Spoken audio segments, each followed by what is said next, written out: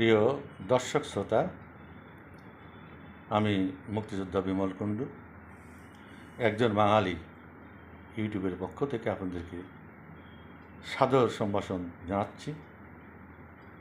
বন্ধুগণ, আমার আজকের প্রসঙ্গ দুর্গাপূজা। হিন্দু ধর্মবিশ্বাসী মানুষ মাত্র জানেন যে আজকে মহালয়া চলে গেল, অর্থাৎ পিতৃপক্ষের শেষ দিন, মাতৃপক্ষের শুরু। প্রকৃতপক্ষে মা দুর্গার আগমনী বার্তা আজকের থেকেই শোনা যেতে থাকবে। কদিন পরেই মূল পূজা শুরু হবে। বন্ধুগণ, দুর্গাপূজা উপলক্ষে অন্তর্বর্তী সরকারের প্রধান উপদেষ্টা ডক্টর মোহাম্মদ ইউনূস ঢাকেশ্বরী জাতীয় মন্দিরে কদিন আগেই গিয়ে হিন্দু নেতৃবৃন্দের সঙ্গে মত বিনিময় করেছেন।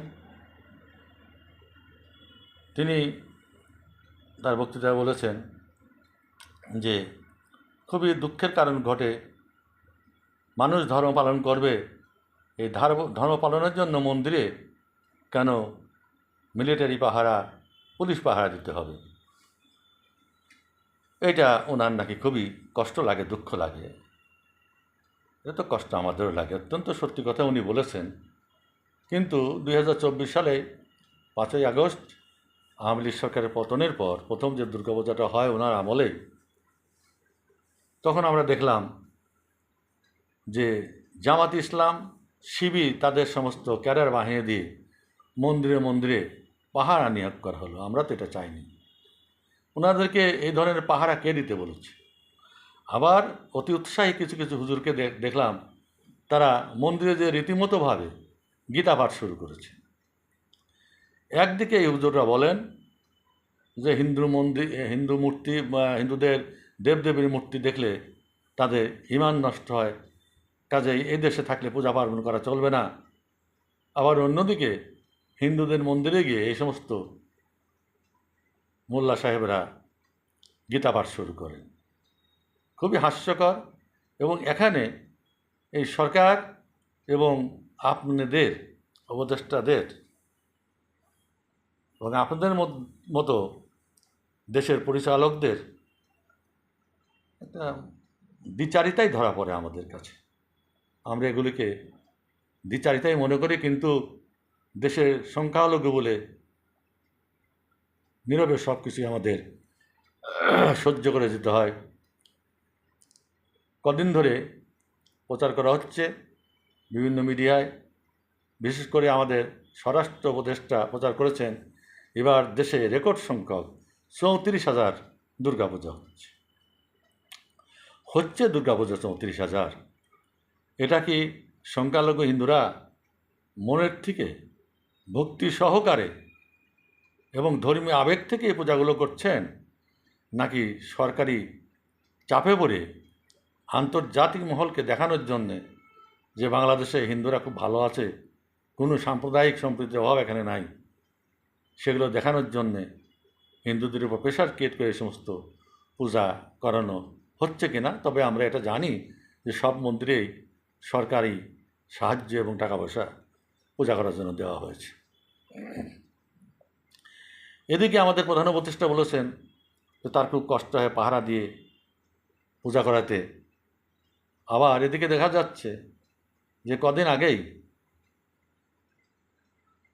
মামুনুল হক, হেফাজতে ইসলামের প্রধান, 501 নম্বর খ্যাত হুজুর, তিনি এক বিশাল বাহিনী নিয়ে আফগানিস্তানে গিয়েছেন। তালেবানি শাসন সেখানে কেমন হচ্ছে সেই অভিজ্ঞতা অর্জন করতে। বামিহান পাহাড়ে কিভাবে বৌদ্ধ মূর্তি ধ্বংস করা হয়েছিল, কিভাবে সমস্ত মন্দির, হিন্দু মন্দির আফগানিস্তান থেকে নিচ্ছিন্ন করা হয়েছে, কিভাবে আজকে তালেবান তাদের শাসন কায়েম করেছে, তালেবান সরকার কিভাবে তাদের নারীদেরকে শিক্ষা দীক্ষা সমস্ত চাকরি বাকরি সমস্ত কিছু থেকে বঞ্চিত করে অন্তঃপুরে পাঠিয়ে দিয়েছে, মেয়েদেরকে চাকরি বাকরিতে করতে দেওয়াই হচ্ছে না। যে সমস্ত নারী লেখকদের লেখা পাঠ্যপুস্তক ছিল সেগুলো বাদ দিয়ে দেওয়া হয়েছে। কদিন আগে আফগানিস্তানে ভূমিকম্প হয়ে গেল, যে সমস্ত নারীরা ধ্বংসস্তূপে চাপা পড়েছিল তাদেরকে উদ্ধার করার তৎপরতা দেখা যায়নি। নারীদের শুলে পড়ে পাপ হবে, ঈমান নষ্ট হবে। অনেক নারী সেই ধ্বংসস্তূপের নিচে চাপা পড়ে মারা গেছে বলে খবর মারফত আমরা জানতে পেরেছি। কাজে বাংলাদেশের যে সমস্ত রমণীরা স্বরাষ্ট্র উপদেষ্টার সামনে দাঁড়িয়ে ঢাকা রমনা কালীবাড়ি মন্দিরে দাঁড়িয়ে বক্তৃতা দিয়ে বললেন যে হিন্দুরা বাংলাদেশে খুব ভালো আছে, স্বাধীনভাবে ধর্ম পালন করা যাচ্ছে, হিন্দুদের উপর অত্যাচার করা হয় নাই, কোনো মন্দির বাংলাদেশে ভাঙা হয় নাই, কোনো মন্দিরে আগুন দেওয়া হয় নাই, কোনো দেবী প্রতিমা ভাঙচুর করা হয়নি, এই বক্তৃতা তারা দিলেন স্বরাষ্ট্র উপদেষ্টাকে পাশে রেখে। এই বক্তৃতা এই হিন্দু মহিলাদের মুখ দিয়ে কেমনভাবে আসলো, কী কারণে তারা বললো, এটা তো আমরা খুব ভালোভাবে বুঝি। তাদের উদ্দেশ্যে বলতে চাই যে 2024 সালের 5ই আগস্ট থেকে এই দেশে যা ঘটেছে, যে পরিমাণে হিন্দু সম্প্রদায়ের উপর নির্যাতন হয়েছে তা ইতিহাসকে কলঙ্কিত করে, সমস্ত ইতিহাসকে ম্লান করে দেয়। এই অত্যাচার নির্যাতনের বিরুদ্ধে ইসকনের একজন সাধু চিন্ময় প্রভু তিনি রুখে দাঁড়িয়েছিলেন এবং সমস্ত হিন্দুদের নিয়ে চিটাগাং থেকে রংপুর পর্যন্ত এক বিশাল আন্দোলন গড়ে তুলেছিলেন। তাতে বিশ্ব বিবেককে নাড়া দিয়েছিল। যখন সমষ্টিগতভাবে আন্দোলনের মাধ্যমে হিন্দুরা একটা কিছু অর্জন করতে যাচ্ছিলেন, ঠিক তখনই চিন্ময় প্রভুকে বিনা কারণে জেলে ঢুকিয়ে দেওয়া হয় এবং এখন পর্যন্ত তাকে কারাগারে অন্তরীণ করে রাখা হয়েছে। বারবার জামিনের আবেদন করেও তার জামিন হয়নি।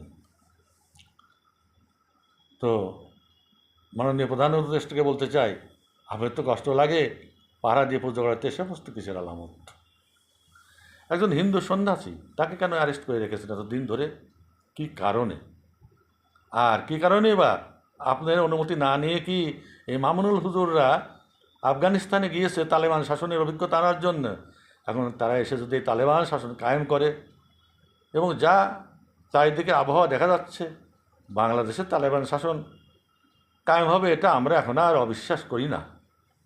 হয়তো হবে, হলে পরে এই সমস্ত চাটুকার হিন্দুদের যারা আজকে বলছেন যে বাংলাদেশে হিন্দুদের উপর কোনো অত্যাচার হয় নাই, কোনো মন্দির ভাঙা হয় নাই, কোনো প্রতিমা ভাঙা হয় নাই, তাদের যে কী অবস্থা হবে।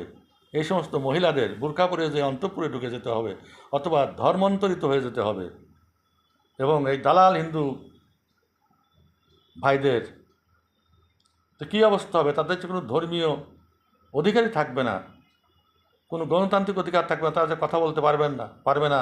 দেশের সমস্ত তালেবানি শাসন যদি কায়েম হয় বাংলাদেশে, দেশের সমস্ত মন্দির সমস্ত মূর্তি একযোগে ভেঙে দেওয়া হবে। কি করবেন হিন্দু ভাইরা? যে আন্দোলনটা গড়ে উঠেছিল হাত থেকে যে সোনার তরিটা আপনারা ফেলে দিয়েছেন, যেটা কোনো মতেই উচিত হয়নি। দেখেন, বিএনপি আমলে একবার মন্দির ভাঙা মূর্তি ভাঙার প্রতিবাদ করে আমরা সেবার পূজা বয়কট করেছিলাম, ঘট পূজা হয়েছিল, আপনার মনে আছে কি? এবারও পূজা বয়কট করার মতো বহুবিধ কারণ ছিল, আমরা সেটা করতে পারি নাই। কারণ স্ত্রী পুত্র নিয়ে এই দেশে আমাদের থাকতে হয়, ঘরকন্যা করতে হয়, চাকরি বাকরি করি, ব্যবসা বাণিজ্য করি, দুমুঠো ভাত খাই, নিজেদের জায়গা জমি ফেলে কোথায় কোন অসহায়ভাবে কোন দেশে আমরা আশ্রয় নেব? হুজুররা যে প্রায়ই বলে থাকেন তোমরা এই দেশ থেকে চলে যাও, হিন্দুদের এ দেশে থাকা হবে না, এটা মুসলমান সংখ্যাগরিষ্ঠের দেশ। কিন্তু কম্প্রোমাইজ করে মাথা নিচু করে আমাদের থাকতে হয়, কারণ আমরা কোথায় যাব? শরণার্থী হয়ে আমরা কোথায় স্থান পাবো? আমাদের তো বাংলাদেশ ছাড়া আর কোনো দেশ নেই। ভারতের কথা বলা যায় হিন্দু দেশ না, ভারত কোনো মতে হিন্দু রাষ্ট্র নয়, ভারত একটা গণতান্ত্রিক দেশ। হয়তো এখানে সংখ্যাগরিষ্ঠ হিন্দু থাকার কারণে বাংলাদেশের উপর, বাংলাদেশ হিন্দুদের উপর যখন নির্যাতন হয় তখন তারা প্রতিবাদ করে। এই প্রতিবাদ বাংলাদেশের 71 সালের স্বাধীনতা যুদ্ধের কাল থেকেই শুরু হয়েছে। যতদিন পর্যন্ত বাংলাদেশের সঙ্গে ভারতের সুসম্পর্ক ছিল ততদিন বাংলাদেশ নিরাপদে ছিল, বাংলাদেশের অর্থনীতি নিরাপদ ছিল, বাংলাদেশের আইন শৃঙ্খলা নিরাপদে ছিল, বাংলাদেশ সকল মানুষ নিরাপদে ছিল। আজকে যখনই জোর করে আওয়ামী লীগের হাত থেকে ম্যাটিকুলাস ডিজাইনের মাধ্যমে ক্ষমতা কেড়ে নেওয়া হলো এবং সেই ম্যাটিকুলাস ডিজাইনের অন্তর্গত আজকে আমেরিকান সৈন্যরা এসে চিটাগাং দখল করছে, সেন্ট মার্টিনের দ্বীপে তারা বানাচ্ছে,